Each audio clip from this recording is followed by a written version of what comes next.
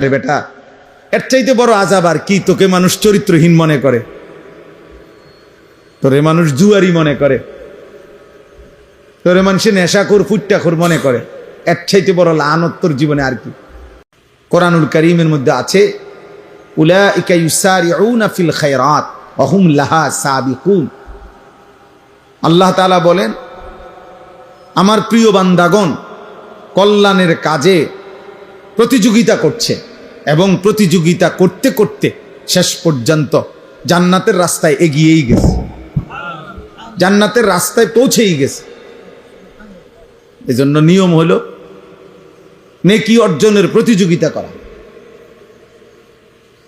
প্রতিযোগিতা করা। হযরত ওমর রাদিয়াল্লাহু তাআলা আনহু আজীবন তিনি চেষ্টা করছেন আমলের দিক থেকে, সাদাকার দিক থেকে, সব ক্ষেত্রে উনার চেষ্টা ছিল হযরত আবু বকর সিদ্দিক রাদিয়াল্লাহু তাআলা আনহু উনাকে ডিঙ্গাইবার। খুব চেষ্টা করতেন, বহু চেষ্টা করে তাবুকের যুদ্ধের পরেও সর্বশেষ তিনি ঘোষণা দিয়েছেন হযরত আবু বকর সিদ্দিককে যে লা ইউসাবিকুকা আহাদুন, না আসলে আবু বকর, বাস্তবিক অর্থে তোমাকে কেউ ডিঙ্গাইতে পারবে না। নেকিতে তোমারে আগানো কঠিন, তোমার চাইতে আগে বাড়া কঠিন। অর্থাৎ সমস্ত নেক আমলের ক্ষেত্রে সাহাবায়ে কেরামের মধ্যে আবু বকর রাদিয়াল্লাহু তাআলা আনহু ছিলেন শীর্ষে। নবীজি সাল্লাল্লাহু আলাইহি ওয়াসাল্লাম কিতাবের মধ্যে আছে, নবীজি সাল্লাল্লাহু আলাইহি সাল্লাম একদিন আসরের নামাজের পরে সাহাবায়ে কেরামের সামনে জিজ্ঞেস করতেছিলেন যে আজকে তোমাদের মধ্যে নফল রোজা রেখেছো কে? হযরত আবু বকর সিদ্দিক রাদিয়াল্লাহু তাআলা আনহু বললেন, আমি, আনা। নবীজি বললেন, আজকে কারো জানাজার নামাজ পড়ছো এমন আছো কে? নবীজি সাহাবী আবু বকর সিদ্দিক বলেন, আনা, আমি। নবীজি বললেন, আজকে কোনো অসুস্থ রোগী তার সেবা শুশ্রূষা করতে গেছো এমন কে? আবু বকর সিদ্দিক রাদিয়াল্লাহু তাআলা আনহু তিনি বললেন, আমি। নবীজি বললেন, আজকে কিছু টাকা পয়সা সামান্য হলেও আল্লাহর রাস্তায় সাদকা করছো কে? আবু বকর সিদ্দিক রাদিয়াল্লাহু তাআলা আনহু বললেন, আমি। নবীজি সাল্লাল্লাহু আলাইহি সাল্লাম বললেন, হায়, এত গুণ যার একদিনে একসাথে হইছে সে তো জান্নাতে চলেই গেছে। কিতাবের মধ্যে আছে, আল্লামা ইমাম ইবনুল কাইয়িম আল জাওজিয়া রাহমাতুল্লাহি আলাইহি তিনি বলছেন, সেদিন যদি নবীজি গুনে গুনে 100টা নেক আমলের ব্যাপারেও প্রশ্ন করতেন তো 100 বারই আবু বকর সিদ্দিক বলতেন, আমি আমি আমি আমি। এমন ছিলেন তিনি, এমন ছিলেন। কোরআনুল কারীমের মধ্যে আছে, আল্লাহ তাআলা আবু বকর সিদ্দিক রাদিয়াল্লাহু তাআলা আনহুর প্রশংসা নবীজিকে বলছেন, ওয়ালা সাউফা ইয়ারদা, বন্ধু আপনার আবু বকরকে আপনি দিয়া খুশি করতে পারতেন না, আপনি তারে কদ্দুর দিবেন? জান, আমি আল্লাহ ওয়াদা দিলাম আমি তাকে খুশি করে দেব। এবার আল্লাহ তাআলা কি পরিমাণ খুশি হয়েছেন। সেই জন্য ওমর রাদিয়াল্লাহু তাআলা আনহুর মতো সাহাবী উনাকে বলছে যে, হ্যাঁ আবু বকর, তোমাকে কেউ ডিঙ্গাইতে পারবে না, তোমার আগে বাড়তে পারবে না। তো সাহাবায়ে কেরাম প্রতিযোগিতা করতেন নেকি অর্জনের জন্য, জান্নাত কামাই করার জন্য, আখিরাতের জন্য। ফাস্তাবিকুল খায়রাত, আল্লাহ তাআলা বলছে তোমরা কল্যাণ অর্জনে প্রতিযোগিতা করো। আজ আমরা গুনার প্রতিযোগিতা করি, আল্লাহর নাফরমানি, অসভ্যতা। এক এক যুবক সর্বোচ্চ চেষ্টা করে তার বন্ধুদের চাইতেও বেশি অসভ্যতা, নোংরাম, উলঙ্গতা, বেহায়াপনা, চরিত্রহীনতা কে কত বেশি করতে পারছে। মোবাইলের বাহার, অসভ্যতার বাহার। এক একজন মনে করতেছে উল্লাস, আমি গুনার প্রতিযোগিতা করতেছি, গুনার প্রতিযোগিতা করছি। নাউজুবিল্লাহ। অথচ আল্লাহ তাআলা বলছেন, ওয়ালা তাকরাবুল ফাওয়াহিশা মা যাহারা মিনহা ওয়া মা বাতান, অশ্লীলতা, বেহায়াপনার প্রকাশ্য কিংবা গোপনে বেহায়াপনা, অশ্লীলতার কাছেও যেও না, কাছেও যেও না। ওয়ালা তাকরাবু, কাছেও যেও।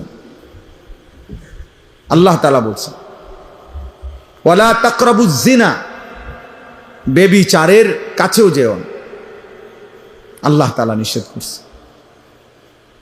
ইন্নাল্লাযীনা ইউহিব্বুনা আন তাশিআল ফাহিশা ফিল্লাযীনা আমানু লাহুম আযাবুন আলীমুন ফিদ দুনিয়া ওয়াল আখিরাহ। আল্লাহ তাআলা বলেন, নিশ্চয়ই যাদের দ্বারা ঈমানদারদের সমাজে অশ্লীলতা ছড়িয়ে পড়ে, ছেলে মেয়ে নারী পুরুষের অবাধ মেলামেশা যেই সমাজে যাদের দ্বারা ছড়িয়ে পড়ে, আল্লাহ বলেন আমি ওয়াদা দিচ্ছি তাদেরকে আমি দুনিয়াতেও আখিরাতেও নিকৃষ্ট আযাব দেব। আরে বেটা, এর চাইতে বড় আযাব আর কি? তোকে মানুষ চরিত্রহীন মনে করে, তোরে মানুষ জুয়ারি মনে করে, তোরে মানুষে নেশাখোর ফুট্টাখোর মনে করে, এর চাইতে বড় লানত তোর জীবনে আর কি? তোরে মনে করে মানুষ যে নারীর পিছনে ঘোরে, জেনা ব্যভিচারের আড্ডায় ঘোরে, তো এর চাইতে বড় লানত অপমান আর কি? কিন্তু ওই যে কিছু মানুষের এমন হয় যে জুতা দিয়া পিটলো এর শরম লাগে না, বুঝেন না? এই নির্লজ্জ বেহায়া, তার তো শরমই নাই। এই জন্য মূলত বিবেকবানের জন্য এটাই সবচেয়ে বড় অপমান, যে লোকে তাকে নিকৃষ্ট ভাবে, চরিত্রহীন ভাবে, লম্পট মনে করে, বদমাইশ মনে করে, অসৎ মনে করে। এই পৃথিবীর যেই কোনো মানুষ অসৎ চরিত্রহীন পাপীকে ঘৃণা করে, পাশ কাটে, এড়িয়ে চলে। ইচ্ছা করে কেউ অসভ্য বেহায়ার সাথে চলতে চায় না।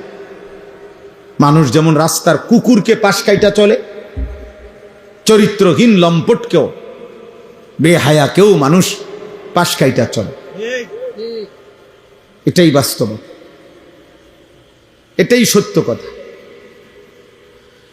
এই জন্য বাবা, চাচা, ভাই, নওজোয়ান, কিশোর, আত্ম উপলব্ধি, বিবেকের বোঝাপড়া, নিজের সাথে নিজের বোঝাপড়া অনেক বড় নেয়ামত। যে আমি আমাকে আন্দাজ করতে পারি কিনা যে মানুষ আমাকে কি মনে করে, এতটুকু বুঝ দিমাগ যার কাজ করে, এর দূর উপলব্ধি যার আছে, সে মানুষ। যার এই উপলব্ধি নাই যে এটা কি মানায় না মানায় না, অনেক ছেলে আছো তোমরা এটা বুঝো না, এইটা হুজুর, ইমাম সাহেব, আলেম, নামাজি ব্যক্তি, পর্দানশীল নারী, হ্যাঁ, বয়স্ক মানুষ, আমার চাচা দাদার বয়সী মানুষ, ইত্যাদি ইত্যাদি, কোনো কিছুতেই যার গুনার মধ্যে কোনো পরিবর্তন নেই, এক তালে সে আছে এই গান, বাদ্য, মোবাইল, নাটক, সিনেমা, বেনামাজি জীবন, এই তামাশা নিয়ে। তাহলে এই লোক, তার তো আসলে বিবেক বুদ্ধি বোধ কাজ করে না, কাজ করে না। এ তো কোনোভাবেই মানুষ হইতে পারে। এজন্য আত্ম উপলব্ধি অনেক বড় সম্পদ, নেয়ামত, যে আমি আমাকে বুঝা, উপলব্ধি করা। এজন্য আল্লাহ তাআলা কাউকে যখন চূড়ান্ত শাস্তি দেয় দুনিয়াতে, কোনো মানুষের উপরে, তাফসিরে আছে, কোনো মানুষের উপরে আল্লাহর দুনিয়াতে সবচেয়ে বড় শাস্তি কি? দুনিয়াতে সবচেয়ে বড় শাস্তি তাকে আত্মপরিচয় ভুলায় দেওয়া। আল্লাহ তাআলা ফাআনসাহুম আনফুসাহুম, এইটা হলো কোন মানুষের প্রতি আল্লাহর সবচেয়ে বড় আযাব দুনিয়াতে, শাস্তি। আল্লাহ বলেন তুমি যদি আমাকে ভুলে যাও, গুনাহ আর নাফরমানিতে লিপ্ত হয়েও, তো আমি একদিন তোমাকে তোমার আত্মপরিচয় ভুলিয়ে দেব। ফাআনসাহুম আনফুসাহুম আয় ফাআনসাহুম আখিরাতাহুম, আমি তোমাকে তোমার গন্তব্য মঞ্জিল আখিরাত ভুলায় দেব। ফাআনসাহুম মাসালিহাহুম, কি করলে, কি পথে চললে তোমার কল্যাণ, আমি তা ভুলায় দেব। আমি আল্লাহ যাকে পথ ভোলা করে দেব তাকে হেদায়েত দিবে কি? নবীজি দোয়া করতেন, আল্লাহুম্মা লা মানিআ লিমা আ'তাইত ওয়া লা মু'তিয়া লিমা মানা'ত। আয় আল্লাহ, আপনি দিলে বাধা দিবে কে? আপনি না দিলে দেবে কে?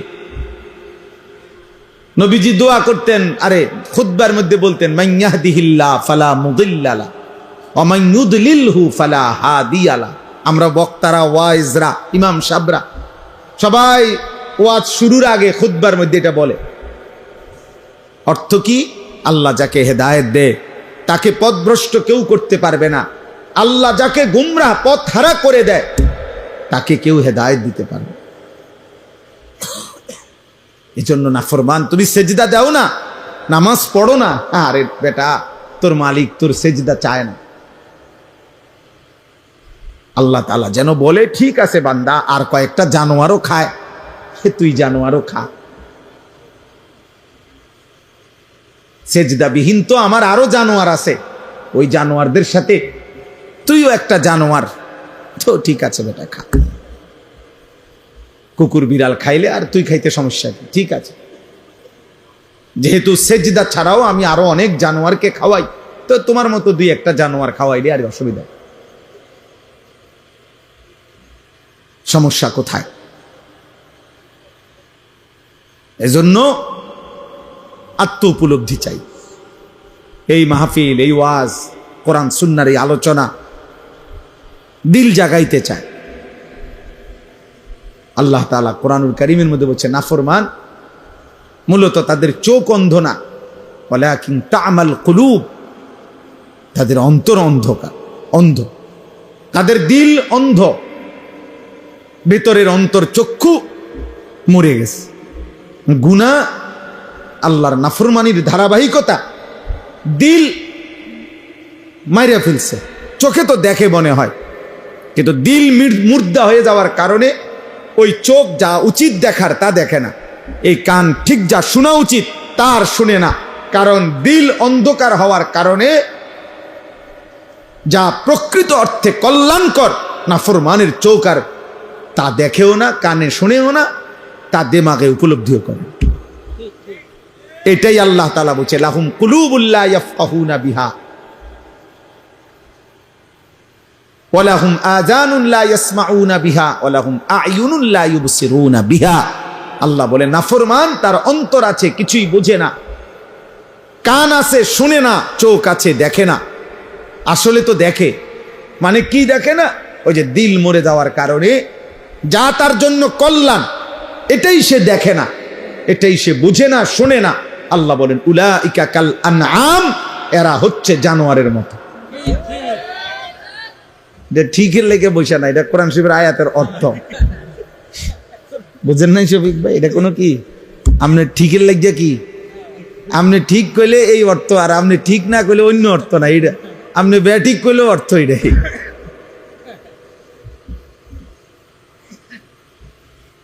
এটা অর্থ এটাই যে সে জানোয়ার।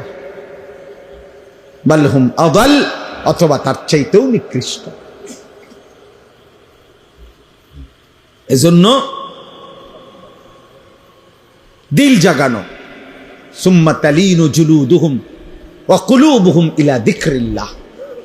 আল্লাহ তাআলা কোরআনুল কারীমের মধ্যে বলছেন, আমার কোরআনের মুজিজা হলো এই, কোরআনুল কারীম কেউ যখন দিল দিয়া শুনতে থাকে, মনোযোগ দিয়া একটা পর্যায়ে শুনতে শুনতে অল্প সময়ের ব্যবধানে তার সারা দেহ এবং তার অন্তর আমি আল্লাহর স্মরণ, আমার জিকির, আমার বন্দিগিতে সেজদায় নুয়ে পড়ে, জমিনে ঝুঁকে পড়ে। কেউ যদি আমার কথা, আমার কোরআন মনোযোগ দিয়ে শুনতে থাকে, এই যে ওয়াকুলুবুহুম, দিল পর্যন্ত আল্লাহর দিকে ঝুঁকে যায়, সারা দেহ আল্লাহর প্রতি ঝুঁকে যায়। এটা কোরআনের মুজিজা। এজন্য অনেক মানুষ আছে কোরআনুল কারীমের কথা মসজিদে বস, মাসের পর মাস, সপ্তাহের পর সপ্তাহ, জুম্মার পর বয়ান শুনবার পরেও দিলের কোনো পরিবর্তন নেই। কারণ আসলে দিলের মধ্যে এমন অন্ধকার ঢাকা আছে, সেই অন্ধকার, সেই কালো, সেই দাগ, সেটা উঠতেই আসে না, যার কারণে আলো ফুটে না, দিল জাগে না, অন্তরাত্মা পরিষ্কার হয় না। এই জন্য প্রিয় ভাই, প্রিয় বাবা, পর্দার আড়ালের মা বোন, প্রত্যেকের জন্য এটা উচিত এই কথাটা ভাবা বুঝা। আল্লাহর কথা মনোযোগ দিয়ে শুনতে হয়, দিল দিয়ে শুনতে হয়। আমি সব সময় এটা বলি, সারা বছর বয়ানে আমি এই কথাটা বলি যে আল্লাহর কথা দিল দিয়ে যেন শুন। এই জুরাইতে জুরাইতে শুনলে ফায়দা হয় না, বুট খাইতে খাইতে শুনলে উপকার হয় না, মোবাইল টিপতে টিপতে, মোবাইল নিয়ে ব্যস্ততা থাকলে দিল জমে না, অন্তর খোলে না। কোরআনুল কারীমের মধ্যে আছে, আল্লাহ তাআলা বলছে ফাবাইয়ুরিদিল্লাহু আইয়াহদিয়াহু ইয়াশরাহ সাদরাহু লিল ইসলাম। আল্লাহ নিজে যাকে হেদায়েত দিতে চান আল্লাহ তার অন্তর ইসলামের জন্য খুলে দেন। এটা আল্লাহর ফয়সালা। আল্লাহ দিল খুলে দেয়, শারহে সাদর, বক্ষ উন্মোচন করে দেয়। মুসা আলাইহিস সালাম আল্লাহর কাছে দোয়া করছেন, রব্বিশরাহ লি সাদরি, আল্লাহ আমার সিনা উন্মোচন করে দেয়। আল্লাহ নবী সাল্লাল্লাহু আলাইহি সাল্লামকে, নবীজিকে আল্লাহ বলছেন আলাম নাশরাহ লাকা সাদরাক, বলেন তো বন্ধু আমি কি আপনার বক্ষ উন্মোচন করে দেই না? আমি তো দিয়েছি, আমি তো দিয়েছি। আল্লাহ তাআলা বলছে আফামান শারাহাল্লাহু সাদরাহু লিল ইসলাম ফাহুয়া আলা নূরিম মির রাব্বি। আল্লাহ বলেন যাকে আল্লাহ তাআলা নিজে তার বক্ষ ইসলামের জন্য খুলে দিয়েছেন, আল্লাহই তার অন্তরে আল্লাহর পথে চলার জন্য, জান্নাতের পথে চলার জন্য আল্লাহ তাআলাই কুদরতিভাবে তার অন্তরে নূর, আলো জ্বালিয়ে দিয়েছে। এবার গুনার মজমার ভিতরে থাইকাই সে আল্লাহর পথে চলতে থাকে। হাজার লক্ষ বেপর্দা মহিলার ভিতরে থাইকাও এই সমাজে অসংখ্য এমন ইমানদার নারী আছে যে গোটা মহল্লা বেপর্দা, প্রত্যেক ঘরে ঘরে টেলিভিশন চলে, এর ভিতরেও 2 জন 4 জন 10 জন 20 জন 50 জন এমন ইমানদার নারী আছে যারা নর্তকীর নাচও দেখে না, নিজের ইজ্জতের হেফাজত করে আমৃত্যু যারা পর্দার উপরে নিজেকে পরিচালিত করে। সমাজের কোনো উত্থান পতন, নর্তকীর কোনো উল্লাস, বেপর্দা নারীর কোনো বেহায়াপনা ওদের উপরে কোনো আসর করে না। এমন অসংখ্য যুবকও আছে আলহামদুলিল্লাহ যারা চারদিকের বন্ধুরা সব উল্লাস করে, নাচে, ফুর্তি করে, জিনা করে, মদ খায়, গাঁজা খায়, উলঙ্গ ছবি দেখে, নর্তকীর নাচ দেখে, মোটর সাইকেলের আড্ডা দেয়, অসৎ নারীর পিছনে জীবন শেষ করে, এমন অসভ্য জন্তুদের সাথে থেকেও এমন অসংখ্য যুবক আছে যে 5 ওয়াক্ত নামাজ তার রবের সেজদা আদায় করে। হ্যাঁ মিয়া, আলহামদুলিল্লাহ। জমিন কখনোই ভালো মানুষ থেকে খালি হয় না, ভালো মানুষ থেকে কি হয় না, খালি হয় না। আল্লাহর কুদরতে অসৎ মানুষ দ্বারা জমিন কখনোই পরিপূর্ণ হবে আর পৃথিবী থাকবে এমনটা হবে না। আল্লাহ নবী সাল্লাল্লাহু আলাইহি সাল্লাম বলেছেন, শতভাগ মানুষ যখন অসৎ হবে ঠিক তখনই শতভাগ 100 জনই যখন অসৎ হবে, শিরারুল খালক, আল্লাহর নবী বলেন ঠিক তখনই ইসরাফিল ফু দিবে। ইসরাফিল কি দিবে? আল্লাহ তাআলা অসতের উপরে জমিন 1 মিনিটও রাখবে না, 1 মিনিট। বলে তো এখন যে ভালো মানুষ আছে ওদের উসিলায় বাকি নাফরমানগুলো খায়, এখন যে নামাজি আছে, তাহাজ্জুদওয়ালা বান্দা আছে, চোখের পানি ফেলে, কাঁদে, আল্লাহর কাছে আহাজারি রুনাজারি করে, এদের বরকতে, এদের বরকতে। এই জন্য আমরা প্রত্যেকেই আমাদের জীবন চলার পথে কেউ গুরুত্ব দেন আর না দেন, আমরা আলহামদুলিল্লাহ দুয়ারে দুয়ারে আমরা বলে যাই, বয়স্ক বাবা যারা আছেন তাদেরকেও বলি, বাবা শেষ বয়স আল্লাহ যাদেরকে দিছেন আপনি কদর করেন, আপনি হিসাব মিলায় যান। এই পৃথিবীর আমনে মরার পরও পৃথিবী থাকবে, এই আমনে মরার পরও বাংলাদেশে ইলেকশন হইব, বুঝেন না কথা? তারেক রহমানের পরেও আরো কেউ প্রধানমন্ত্রী হবে, উনিও একদিন ইন্তেকাল করবে না? হ্যাঁ। অতএব কে আসে কে যায়, শুধু কেবল রাত দিন শুধু কেবল দুনিয়া দুনিয়া নিয়ে ব্যস্ত থাকা, 60 বছর, 70 বছর, 50 বছর বয়স্ক মানুষের মানায় না, উচিত না। 60 বছর বয়স, এখনো উনি ওই জির ঘরের নাতি, ফুতের ঘরের নাতি নিয়া তার বিয়ে লইয়া উনি গ্রামের আড়ে, হ্যাঁ বেটা, ফুতের ঘরের নাতির বিয়ের জন্য, ফুতের ঘরের নাতির বিদেশের টাকা, সুদের টাকা, কিস্তির টাকা উনি খোঁজে। কত বড় অসভ্য মানুষ, কত বড় বেখবর, যার কবর দেখা যায়, যার কবর দেখা যায়, যার মৃত্যু মুখোমুখি, উনি এখনো কিস্তি টাকা খোঁজে, সুদের টাকা খোঁজে। ছি ছি ছি। মানে মনে করছে আমার চারদিকের বাকি মানুষগুলো যদিও মারা গেছে, ওরা বোকা ছিল এই কারণে মরে গেছে, আল্লাহর রহমতে আমি যেই চালাক, আশা করি আমি মরতাম না, উনি মারা যাবেন। আপনার চাইতে চালাক, বুদ্ধিমান, শক্তিমান মানুষ পৃথিবীতে আগে বেশি ছিল। হযরত আদম আলাইহিস সালাম 60 হাত লম্বা ছিলেন। কয় হাত? 60 হাত। আল্লাহর নবী সাল্লাল্লাহু আলাইহি সাল্লাম বলেছেন আদমের সন্তান, সেই আদম আলাইহিস সালামের জামানা থেকে এই লম্বা সন্তান কমতে কমতে কমতে কমতে অনাই আমগো সাইজ, এখন আমরা যে সাইজ, এই সাইজ হয়েছে। এখন 6 ফিট মানুষ দেখলে আমরা সবাই গ্রাম চুক্তি, 6 ফিট মানুষ দেখলো এইটা আইব কি রকম। 7 ফিট মানুষ দেখলে আমরা সবাই তামসা দেখতে আসবে, 7 ফিট, আরে কস কি চাই লোকটাকেও। তাইলে সবকিছুই, শক্তি, সামর্থ্য, যোগ্যতা সবই দিন দিন কমে আসতেছে, বাড়তেছে না, কমতেছে, কমতেছে। তাইলে আমাদের চাইতে শক্তিধর, আওয়ালাম ইয়ালাম আন্নাল্লাহা কাদ আহলাকা মিন ক্বাবলিহি মিনাল কুরুনি মান হুয়া আশাদ্দু মিনহু কুওয়াতান ওয়া আকসারু জামআ। আল্লাহ তাআলা বলেন, হায় বান্দা, আমার প্রতিটা বান্দা তাদের ভাবা উচিত আমি আল্লাহ ইতিপূর্বে, তোমাদের প্রত্যেকের পূর্বে, তোমাদের চাইতে শক্তিতে বেশি, সম্পদে বেশি এমন অসংখ্য জাতি, ব্যক্তি, গোষ্ঠী, সম্প্রদায় আমি ধ্বংস করে দিয়েছি। আমি 40 হাত লম্বা মানুষ, আজ জাতি ধ্বংস করে দিয়েছি। 300 বছর, 350 বছর, 400 বছর হায়াত পাইতো যারা, এমন দীর্ঘ হায়াতওয়ালা মানুষকে আমি ধ্বংস করে দিয়েছি। উঁচা পাহাড়ের উপরে যারা আস্তা পাথর হাত দিয়ে আইনা, আলগি দিয়া আইনা যারা বাড়ি বানাইতো, ওয়া সামুদাল্লাযীনা জাবুস সাখরা বিল ওয়াদ। আল্লাহ তাআলা বলে এত শক্তিশালী জাতি সামুদ জাতি, আমি তাদেরকে ধ্বংস করে দিয়েছি, ধ্বংস করে দিয়েছি।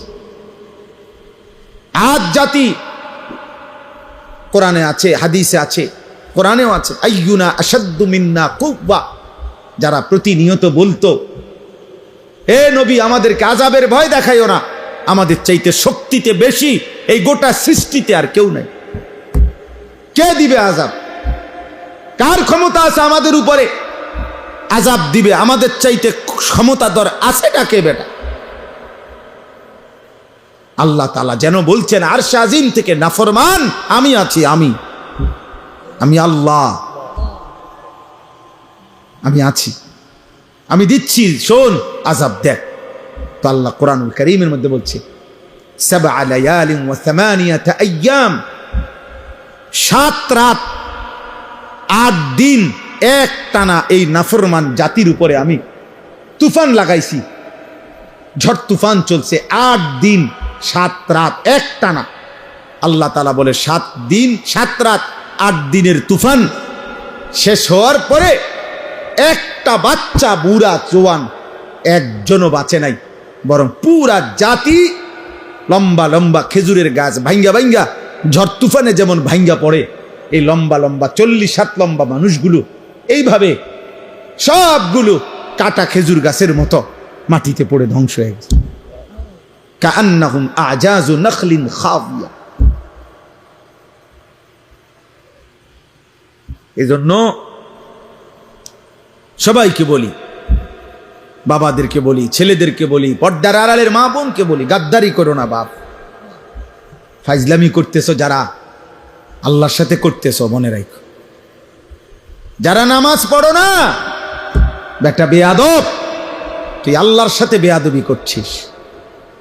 তোর মতো গাদ্দার, তোর চাইতে ক্ষমতাধরকে একটা লাথি দিলে ফেরেশতা এই পৃথিবীর আর শেষ প্রান্ত তোরে খুঁজে পাওয়া যাবে না বেটা।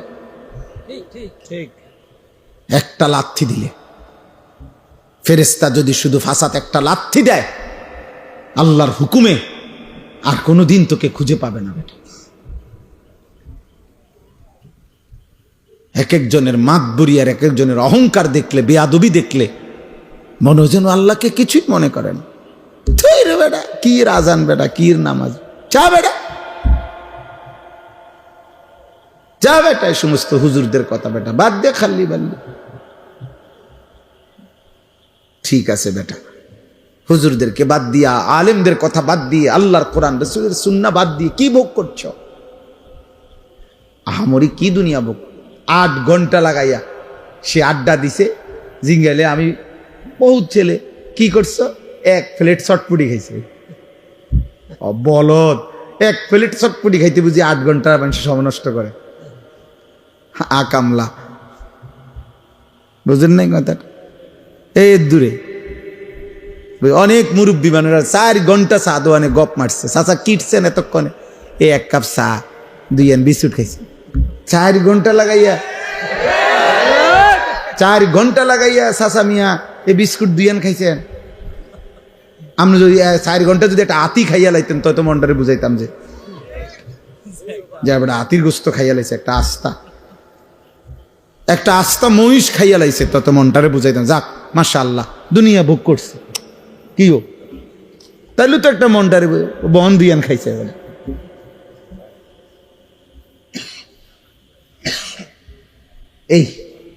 এইটুকু দুনিয়া ভোগ করে আল্লাহকে ভুলে গেছে, আল্লাহকে ভুলে গেছে। ছি ছি ছি ছি, সামান্য এইটুকু দুনিয়ার জন্য আল্লাহকে ভুলে যাওয়া, এটা বোকামি ছাড়া আর কিছু না। আল্লাহ বলছে বান্দা, আল্লাহকুমুত তাকাসুর হাত্তা যুরতুমুল মাকাবির। দুনিয়ার নেশা তোমাদেরকে আখিরাত ভুলাইয়া দিল, কিন্তু যত ভুলেই থাকো না কেন এই কথা মনে রেখো, একদিন তোমাকে কবরস্থানেই পৌঁছতে হবে। এখানে সূরা বাকারা তো আছে, আল্লাহ তাআলা বলে, কোরআনুল কারীমের সূরা বাকারাতে আছে, ইহুদিরা, কাফেররা, মুশরিকরা চাইতো লাউ ইউআম্মারু আলফা সানা, যদি তাদেরকে 1000 বছর হায়াত দিত কতই না ভালো হইতো, পৃথিবী ভোগ করত। আল্লাহ তাআলা বলেন, হে নাফরমান, এই যে পাইছি দেখছেন একবারে জেন্দে উল্টাইছে, এই যে এই পৃষ্ঠাটাই, ইয়াওয়াদ্দু আহাদুহুম লাউ ইউআম্মারু আলফা সানা। আল্লাহ তাআলা বলেন নাফরমান আল্লাহর চায় সে যদি 1000 বছর হায়াত পাইত। আল্লাহ বলেন, আরে বলো, ওমা হুয়া বিমুজাহজিহি মিনাল আযাবি আন ইউআম্মার, তুমি আগে এটা বলো 1000 বছর না 10,000 বছরও যদি হায়াত পাও, এরপরেও মৃত্যু তো তোমাকে বরণ করতেই হবে, তো আযাবকে তুমি থামাইবা কেমনে? বাঁচতে বাঁচতে নয়তো 1000 বছরই বাঁচলা আর কি, এরপরেও কি মরতা না? কথা বলে না? এরপরেও কি আযাবের মুখোমুখি হইতা না? তাহলে যে সত্য নিশ্চিত গ্রহণ করতেই হবে, তাকে ভুলে থাকা কেন? বুঝো নাই বাবা? তুমি আগে এটা বুঝ করো। আমার কথা হলো, তোমরা যারা নামাজ পড়ো না, তোমাদের চেহারা দেখলেই তো বোঝা যায় বেনামাজি বেশি। তো তোমরা বাবা এটা বলো, তোমরা যারা ভাবতেছো, তুমি যুক্তিতে তোমার বিবেকের সাথে বোঝাপড়া করো। তুমি যদি মনে করো আর অনেক দিন বাঁচবা, তো সেটা কয়দিন? 1000 বছর? আল্লাহ বলছে 1000 বছরই বাঁচো, ঠিক আছে, কিন্তু এরপরও বলো 1000 বছর পরে হইল তুমি আল্লাহর আযাব থেকে নিজেকে রক্ষা করতে পারবা কিনা বল। তো তাইলে আর লাভ কি? 1000 বছর পরে হইলেও তো ওই মালিকের কাছেই ধরা দিতে হবে না, তো আর লাভ হইল কি? হে ধরা যেহেতু নিশ্চিত, আল্লাহর কাছে ফেরা যেহেতু নিশ্চিত, মৃত্যু যেহেতু নিশ্চিত, তাইলে এটাকে গ্রহণ করা এটাই উচিত। গত পরশুদিন আমি আমার শায়েখ আল্লামা মুফতি মুশতাকুর নবী কাসিমি হুজুরের সাথে বরিশাল ছিলাম মাফ। তো ওইখানে একজন ডিআইজি সাহেব, পুলিশের ঊর্ধ্বতন কর্মকর্তা, উনি একটা সুন্দর কথা বলছেন, ভাল লাগছে ওনার এই কথাটা। উনি বলছেন আমাদের জীবনের সবচেয়ে অনিশ্চিত হলো বেঁচে থাকা, আর আমাদের জীবনের সবচেয়ে নিশ্চিত বিষয় হলো মৃত্যু। আমরা মরে যাব এটাই নিশ্চিত বিষয়, আমরা বেঁচে আছি এটা অনিশ্চিত বিষয়। ঠিক কতক্ষণ বেঁচে আছি তার কোনো নিশ্চয়তা আমাদের কাছে নাই। আমাদের গতকালকে কুমিল্লা কালাকচুয়া মিয়ামি হোটেল, একটা বিখ্যাত হোটেল, আমাদের বাংলাদেশের একজন প্রখ্যাত আলেম, ঢাকা জামিয়া রহমানিয়া আরাবিয়া শেখুল হাদিস আল্লামা মামুনুল হক দামাত বারাকাতুহুমের যে মাদ্রাসা, ওইখানকার মুহাদ্দিস প্রধান মুফতি হযরত মাওলানা মুফতি আব্দুল মুমিন রাহিমাহুল্লাহু তাআলা, হুজুর গতকালকে ঢাকা যাচ্ছিলেন পরিবার নিয়ে, এই মিয়ামি হোটেলে নাস্তা করে বের হইছেন, পিছনে স্টারলাইন বাস একটা ধাক্কা দিছে, প্রাইভেট কারটা একদম পিছাল আছে। হুজুর অনেক বড় আলেম, ওনার বিবি, ওনার একটা উপযুক্ত মেয়ে, একটা হাফেজে কোরআন ছেলে, এই চারজনই তৎক্ষণাৎ শাহাদাত বরণ করছেন, ইন্তেকাল করছেন। ড্রাইভারটাও মারা গেছে। এই 10-5 মিনিট আগে যে মাত্র নাস্তা করলো, হোটেল থেকে বের হলো, যে জানতো না আগামীর মুহূর্তটা, শুধুমাত্র এখান থেকে এখানে রাস্তা পার হইতেছে, আল্লাহ তাআলা তাকে যেন ডাক দিয়ে বলছে, বান্দা চলে আসো, আর লাগবে না। তাইলে এত নিশ্চিত মৃত্যু যার প্রতি ঘন্টা মিনিট সেকেন্ড মৃত্যু, যার কাঁধে ঘাড়ে মৃত্যু, যার ঘাড়ের কাছে, তার এত উল্লাস, এত অসভ্যতা, এত নাফরমানি মানায় না রে আব্বা, মানায় না। এত নোংরামি মানায় না। যদি কমপক্ষে 100 বছরের নিশ্চয়তাও থাকতো, তাইলেও একটা কথা ছিল যে ঠিক আছে, আমি গুনে গুনে 60-70 বছর পরে আমি যেহেতু 100 বছর বাঁচবো, 60-70 বছর পরে ভালো হয়ে যাব, তার তো কোনো নিশ্চয়তা আমাদের কাছে নেই। আছে কি? এদিন আমি নাজিরা বাজারে এই গত 3 দিন আগে রাত্রে 2টা-2:30টার দিকে ইউটার্ন নিচ্ছি, আমার গাড়ি ঠিক ইউটার্নের মুখে মোটরসাইকেল, মনে আমি ইউটার্ন নেওয়ার 10-15 মিনিট আগে খুব সম্ভব হবে বাড়ি দিছে মোটরসাইকেল রে। এই মোটরসাইকেল হেলমেট পরা লোকটা লাশ পড়ে আছে, আর তাকাইয়ে রইলাম, কোচা কোচা দাড়ি আছিল চেহারাটায়, মাঝ বয়সী লোক হবে। হায়, এভাবে প্রতি মুহূর্তে ফেরিতে উঠছে বাস, আস্তা বাস পানিতে পড়ে গেছে। বাবা চিৎকার করতেছে সন্তানের জন্য, মা চিৎকার করতেছে সন্তানের জন্য। চলন্ত ট্রেন আমাদের পদুয়ার বাজার, এবারের ঈদের পরে মনে হয় যেন মৃত্যুর মিছিল চলতেছে। কি আশ্চর্য, এটা বুঝি না মালিকের ফয়সালা কি বাবা। প্রতিদিন যেন অ্যাক্সিডেন্ট, মৃত্যুর মিছিল শুরু হয়েছে, মনে হয় লাশের যেন মিছিল শুরু হয়েছে। আহা, এই জীবনের এই বাস্তবতার ভিতরেই আমরা বেঁচে আছি। আল্লাহ তাআলা আমাকে 30 দিনের রমজান পূর্ণ দিছেন, হায়াত দিছেন, সবে কদরের নিয়ামত দিয়েছেন, 5টা জুমা দিয়েছেন এক রমজান, রহমত, মাগফিরাত, নাজাত সব দিয়েছেন, আমাদেরকে নসিব করেছেন। আল্লাহ যেন বলছে, বান্দা আমি পুরা রমজান কতজনকে কবরে নিয়ে গেছি রে, তোরে নেই নাই, যা দয়া করলাম। পুরা রমজান মানুষ মরে নাই, মানুষের মৃত্যু হয়েছে কিনা বলে, রোজাদার মানুষ মরে নাই, ভালো মানুষ মরে নাই, নেককার লোক মরে নাই। তো আল্লাহ তাআলা এর মাঝে আমাকে আপনাকে হায়াত দিলেন, বিনিময়ে একটি মাস রহমত, মাগফিরাত, নাজাত, রোজা, তারাবি, ইফতার, সাহারি, এতেকাফ, শবে কদর, একটা একটা আমলের সর্বনিম্ন নেকি 70, জাহান্নামের দরজা বন্ধ, জান্নাতের দরজা খোলা, রহমতের দরজা খোলা, শয়তান শেকলে বন্দি। এত কিছু দিয়ে যেই মাসকে সাজাইয়া পুরাটা মাস আমারে দিলেন আল্লাহ, এক মাস পরে এত বড় নিয়ামত পেয়ে তার জীবনে কি কোনো পরিবর্তন হওয়া উচিত না?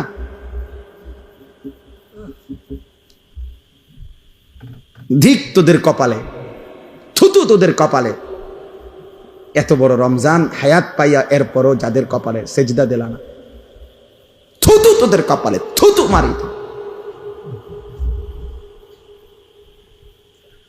থুতু তোদের কপাল। বদনসিব তোরা, দুর্ভাগা তোরা, অসভ্য বেয়াদব তোরা, এই জমিনে গাদ্দার, এই জমিনের নিকৃষ্ট জানোয়ার, পশুর চাইতে অধম, রাস্তার জন্তু জানোয়ারের চাইতে নিকৃষ্ট না ওই বেনামাজি ছেলেগুলো। তোরা এই জমিনের সবচেয়ে বড় বেয়াদব, এই জমিনের সবচেয়ে অসভ্য গাদ্দার, যারা এমন মালিকের এত বড় ইহসান, দয়াকে এভাবে প্রত্যাখ্যান করে। কোরআনুল কারীমের মধ্যে আছে সাআলা সাইলুম বিআযাবিন ওয়াকি'। মক্কার কাফের বেঈমান নবীজি যখন বলতো আল্লাহ তোমাদেরকে আল্লাহর ইবাদত না করলে, ঈমান না আনলে আযাব দিবে, তো মক্কার এক কাফের ছিল নজর ইবনে হারেস, কাফের সর্দার। এই বেঈমান নবীজির সামনেই বলতো, এ আল্লাহ, মুহাম্মদ যে কয় আমরা তোমারে না মানলে কি আযাব দিবা বলে, চাই কি আযাব চান দাও। খোদার কসম তাফসীর আছে। এই বেঈমান এটা বলতো, নবীজিকে বিদ্রুপ করতো। এই এখন দেখ কি আযাব চাই, আপনার কাছে কিতা আযাব আছে, এইভাবে বলতো। আল্লাহ তাআলা বলে, বন্ধু, এই বেঈমান আপনার সামনে আমি আল্লাহর আযাব চাচ্ছে, আপনি তারে বলেন লিল কাফিরিনা লাইসা লাহু দাফি', নিশ্চিত আযাব আসবেই আসবে। সেই আযাব যখন আসবে, শুরু হবে, তো গোটা কায়নাত মিলেও আর এটা প্রতিহত করতে পারবে না, আর কেউ পারবে। মাতবুরি তো মাতবুরি আমরা সবাই দেখাই, এক একজনের মাতবুরি দেখলে, হ্যাঁ, এক এক ছেলে তোমাদের অহংকার আর মাতবুরি দেখলে মনে যেন তোমরা 7 মহাদেশের বাদশা। কিন্তু সামান্য যদি 1 ঘন্টায় 6 বার পাতলা পায়খানা হয়, এরপরে দেখা যায় আর অহংকার ছুটে যায়। তাহলে বড়াই করো কেন আব্বা? যার পেট থেকে বেশি পায়খানা বেশি বাইরিলে যে অসহায় হয়ে যায়, দুর্বল হয়ে যায়, সামান্য পায়খানার সামনে যে নিজের শক্তি ধরে রাখতে পারে না, এমন দুর্বল মানুষ, তার জন্য অহংকার করা সাজে? বলে আল্লাহ আমাদেরকে বুঝ দান করে, আল্লাহ তাআলা আমাদেরকে বিবেক দান করে। অতএব রমজান পরবর্তী আমি মনে করাই দিলাম প্রত্যেকের কাছে, আল্লাহ তাআলা কোরআনুল কারীমে বলছেন, তাবারাকাল্লাযী বিয়াদিহিল মুলক ওয়া হুয়া আলা কুল্লি শাইইন কাদির। আল্লাহ তাআলা বলেন, সুউচ্চ, সুমহান, তাআলা ওয়া তাআযামা, সুউচ্চ, সুমহান সত্তা সেই আল্লাহ, গোটা কায়নাতের সমস্ত রাজত্ব, মালিকানা একমাত্র যার হাতে। কার হাতে?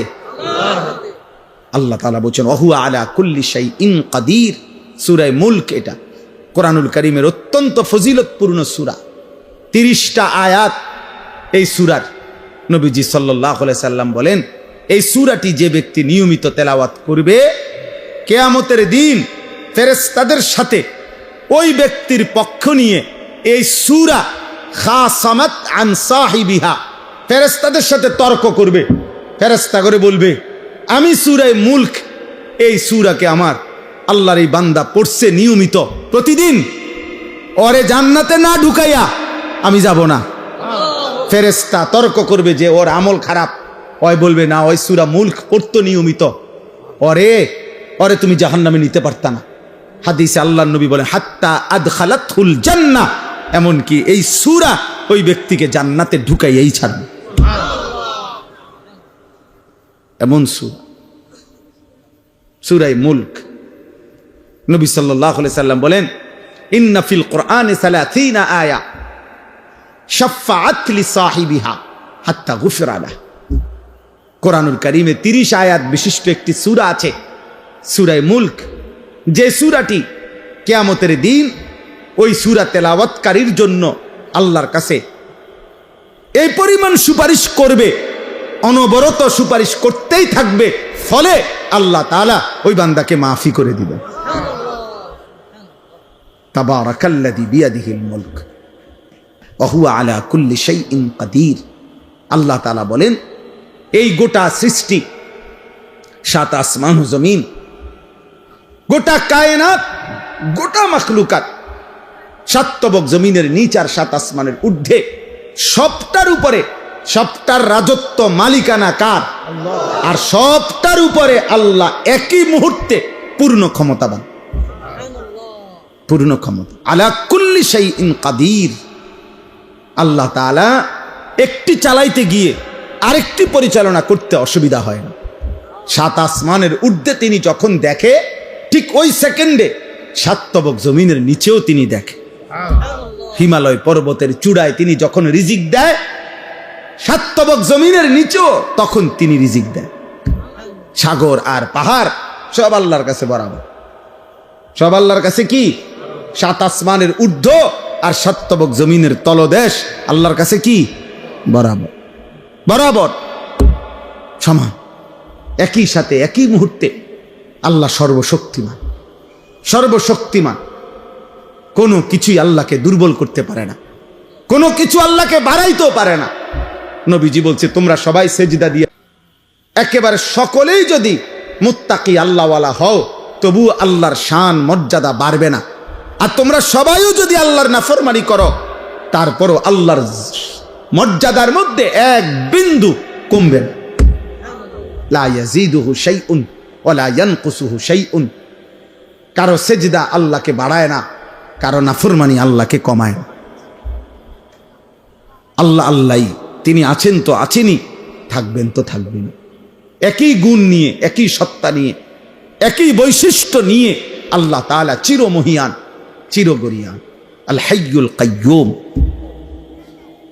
আল্লাহকে চেনো আব্বা, বয়স্ক বাপ আল্লাহকে চিনেন, পর্দার আড়ালের মা তুমি আল্লাহকে চেনো। এই শরীর, এই যৌবন, এই সুস্থতা, এই বেঁচে থাকা আল্লাহর দান, আল্লাহর দান। রাস্তার অসভ্য মানুষকে দেখায় না মা, বেহায়া নওজোয়ানকে দেখায়ও না, চরিত্রহীন লম্পটকে দেখায়। আফসোসের ব্যাপার, 30 দিনের পূর্ণ রমজানের পর, আহা, মাত্র 24 ঘন্টা গেল না, পরের দিনে ঈদ।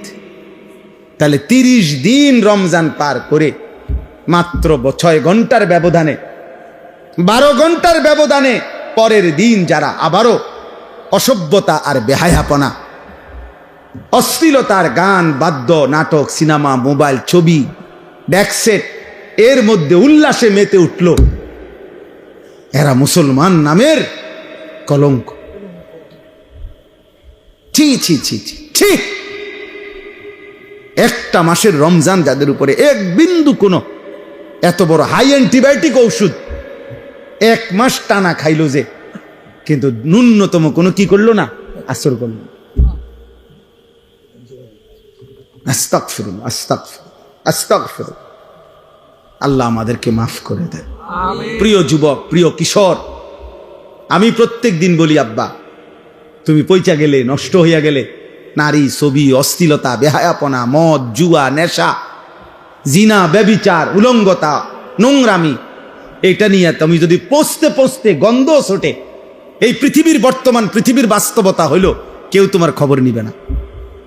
মানুষ এত ব্যস্ত, এখন এত ব্যস্ত, এমনও বহু বহু বাপ আছে 6 মাসে 9 মাসে, 1 মাসে 3 মাসে 2 মাসে উনি রাতের 2টা বাজে আসে কামের থেকে, উনি সন্তান ঘুমে থাকতে থাকতে আবার কামে জায়গা, উনি হয়তো 2-4 মাসে 6 মাসেও কইতে পারতো না ওনার ছেলে কি আছে, কেমন আছে। উনি ওই সন্তানের জন্য উনি উপার্জন করে, আর ওই সন্তান অমানুষ হইতেছে, সারা রাত উলঙ্গ ছবি দেখে, এবারটা তাল লাগিয়া পয়সা কামাই করে, ওটা সময় নাই হেইতের খবর নিতে। বুঝেন নাই? আফসোসের বিষয় না এটা। আপনি সংসারের জন্য এত কষ্ট করতেছেন, তা আপনার 365 দিনে আপনার সন্তান, ছেলে মেয়ে, স্ত্রী কেউ ফজরের নামাজ পড়ে না, তো আপনি কি সংসারে লেগে কি করতেন আছেন? এই হাইওয়ানদের জন্য আপনি কি রোজগার করেন? এই যে এডি আপনি কামাই করেন, ভাত তরকারি, তো আপনি মরে গেলেও তারা কামাই করতে পারত। এই বাজার সদাই তো এডি হেতেও করতে পারবে। 3 বাচ্চা মানুষ হয় না, বড় হয় না, কথা বলে না কেন? 3 বাচ্চা পরে বিল্ডিং করতে পারে না, 3 বাচ্চা বিয়ে করতে পারে না, তো আর আপনি থাকতে কি লাভ হলো? এটি তো হেঁটে এমনি করতে পারত। হুজুর আমি থাইকে আমার ফুতের লেগে একখান ঘর করে দিছে, আপনি মরে আছেন, আপনার ফুতে ঘর করতে পারেন। আমি হুজুর নিজে থাইকা ফ্লারে নিজে বিয়ে করাইছি, আপনি মূল্য হেতে বিয়ে করতে পারবে না? তো এইগুলো বুঝি আমনে থাইকা করণ লাগে। ভাত তরকারি আর বাজার সদাই এগুলো বুঝি আমনে থাইকা করতে হবে মিয়া, এগুলো তো স্বাভাবিক বিষয়। পিতা মাতা, অভিভাবক, তার তো মূল জিম্মাদারি ছিল কু আনফুসাকুম ওয়া আহলিকুম নারা। আল্লাহ বলছে তুমি তোমাকে, তোমার পরিবারের সদস্যদেরকে জাহান্নামের আগুন থেকে বাঁচাও, গুনাহ থেকে বাঁচাও, গুনাহ থেকে। ওয়ামুর আহলাকা বিসসালাতি ওয়াসতাবির আলাইহা।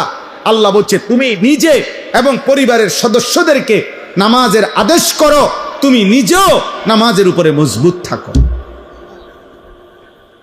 তাহলে পরিবারের ব্যাপারে, স্ত্রী সন্তানের ব্যাপারে আমাদের দায়িত্বটা কি, এটা তো আল্লাহ স্পষ্ট বলে দিয়েছেন। বলেন না, আল্লাযী খালাকাল মাউতা ওয়াল হায়াতা লিয়াবলুয়াকুম আইয়ুকুম আহসানু আমালা। আল্লাহ তাআলা বলেন আল্লাহই মৃত্যু দিয়ে থাকেন, আল্লাহই জীবন দিয়ে থাকেন। এই জীবন মৃত্যুর আয়োজন, একদিকে প্রতিদিন মানুষের মৃত্যু হচ্ছে, আরেকদিন প্রতিদিন আরেকদিকে মায়ের উদর, মায়ের গর্ভ থেকে আল্লাহ তাআলা নবজাতক সন্তান জন্ম দিচ্ছে। আল্লাহ বলেন একদিকে জন্ম, একদিকে মৃত্যু, এই দুইটাই আমি সৃষ্টি করছি। আর এই যে হায়াত, এই যে বেঁচে থাকা, এই যে এক একজনকে জীবন দিচ্ছি আমি আল্লাহ, 40 হোক, 60 হোক, 30 হোক, 50 বছর হোক, কেন দিচ্ছি? কেন? আল্লাহ তাআলা বলেন প্রত্যেককে পরীক্ষা করার জন্য, আখিরাতের বিবেচনায়, পরকালের বিবেচনায় কার আমল কতটা সুন্দর, বিল্ডিং কত সুন্দর, না আখিরাতের বিবেচনা। আহসানু আমালা মানে আখিরাতের বিবেচনা। আওরাউ আন মাহারিমিল্লাহ ওয়া আসরাউ ফি তাআতিল্লাহ। আল্লাহ বলেন আমি লক্ষ্য করছি গুনাহ ছাড়ার ক্ষেত্রে কে কত বেশি সতর্ক, আমার ইবাদতের প্রতি কে কত বেশি আগ্রহী। আল্লাহ তাআলা বলেন আমি পরীক্ষা করছি। আল্লাযী খালাকাল মাউতা ওয়াল হায়াতা লিয়াবলুয়াকুম আইয়ুকুম আহসানু আমালা। কে কতটা সুন্দর, কে কতটা সুন্দর, আহসানে আমাল।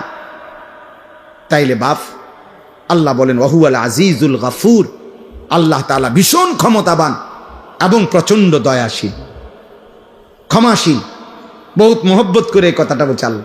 আল্লাহ বলেন শাস্তি দেওয়ার পূর্ণ ক্ষমতাও যেমন আমি রাখি, মাফ করার পূর্ণ ক্ষমতাও আমি রাখি। চাইলে আমি শাস্তিও দিতে পারবো পূর্ণ, চাইলে আমি মাফও করে দিতে পারি পূর্ণ। সুবহানাল্লাহ। তুমি হতাশ হইও না, তুমি নিরাশ হইও না, আবার গাদ্দারিও করো, আমার লগে কুলাই তারতা না, আবার মাফ চাইলে আমি মাফও করে দেব। তুমি ফিরে আসো বাম, এক ফোঁটা চোখের পানি ফেলো, রাত গভীরে আমারে শুধু বলো তোমার 90 বছরের গুনাহ আমি একসাথে মাফ করে দেব। 70 বছরের গুনাহ একসাথে মাফ, আসমান ছোঁয়া গুনাহ আমি একাই মাফ করে দেব, কেউ লাগবে না, কাউরে ডাকবো না, কাউরে বলবো না, আমার কাছে বলবা তুমি, আমি মাফ করে দেব। ওয়ালা উবালি, আমি পরোয়া করবো না বান্দা, আমি লজ্জা দেব না, আমি কাউরে শোনাবো না, আমি সমাজের কাউরে ডাকবো না, কাউরে জানাবো না, তুমি বলবা আমারে একাকী, আমি মাফও করে দেব একাকী। আল্লাহ তাআলা বলেন আমি জীবন দিয়েছি, আমি মৃত্যু দিয়েছি, আমি দেখতে চাচ্ছি, আমলের সৌন্দর্য চাই, আমলের সৌন্দর্য চাই। তোমরা ছেলেরা, বাবা, বয়স্ক বাপ, নওজোয়ান ছেলে, আল্লাহর দিকে ফেরো। আল্লাহ